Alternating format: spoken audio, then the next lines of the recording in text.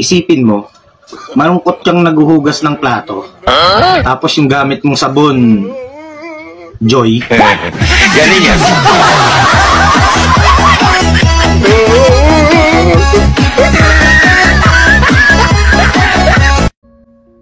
Kung sakaling mapansin mo na dumistansya ako sa'yo, isa lang ang ibig sabihin nun.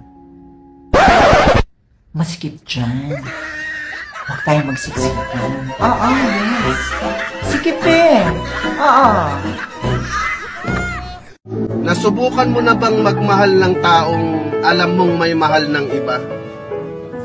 Hindi naman nakakapagtaka. Ganyan talaga kapag tatanga-tanga ka.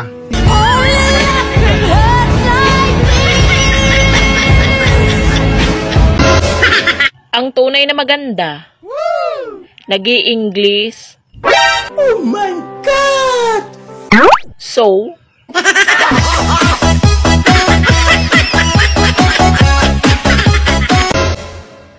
okay lang daw na pangit siya, maganda naman ang ugali niya. Huwag na natin ibahin ng kwento.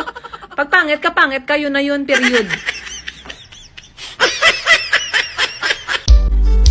Alam mo, ang pag-ibigan nyo, parang restaurant. Bakit?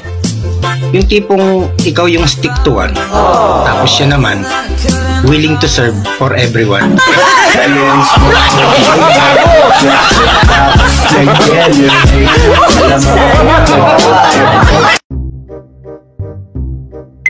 Ang sarap daw sa pakiramdam kapag may pera. Kaya pala ang sama ng pakiramdam ko. Para akong ipinagbabawal na gamot. Hindi pwedeng tikman kasi nakaka-addict. Gago!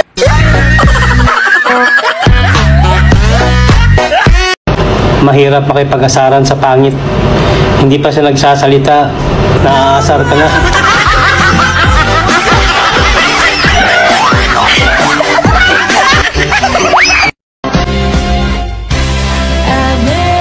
Ang in-order ko, pork chop. Ang dumating sa akin, pig hati. No.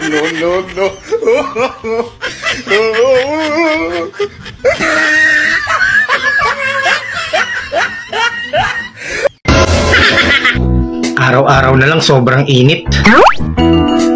Kumusta naman kaya dyan yung mga plastic? Buo pa ba?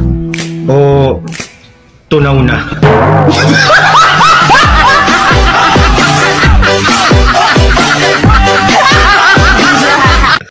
Wala naman akong pakialam kung ikaw maganda sa ating dalawa eh. Ang sa akin lang, magtawas ka. Alam nyo kung ano masakit, ha? Yung ang daming taong nakapaligid sa'yo. Pero hindi ka makautot. Kasi pinipigilan mo. Bakit ganun? Nung binuksan ko yung corn beef, wala akong nakitang mais.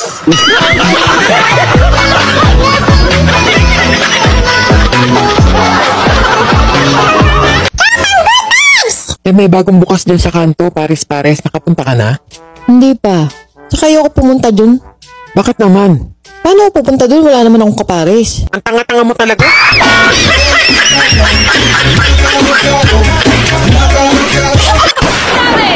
Inaway mo ko tapos ngayon sabi mo I love you? Oh no!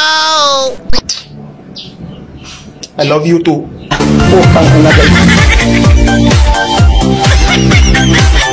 Pre, ano ba yung amnesia? Amnesia? Yan yung magiging sakit mo kapag nangutang ka.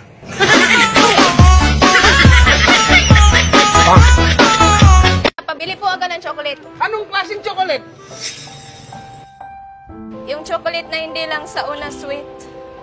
Yung chocolate na kahit gaano nagkadagal hindi nawawala ang sweetness niya. Yung ganun chocolate, kuya. Sa mga hindi natutuwa sa akin, huwag kayo mag-alala. Oh no! Hindi rin ako natutuwa sa inyo.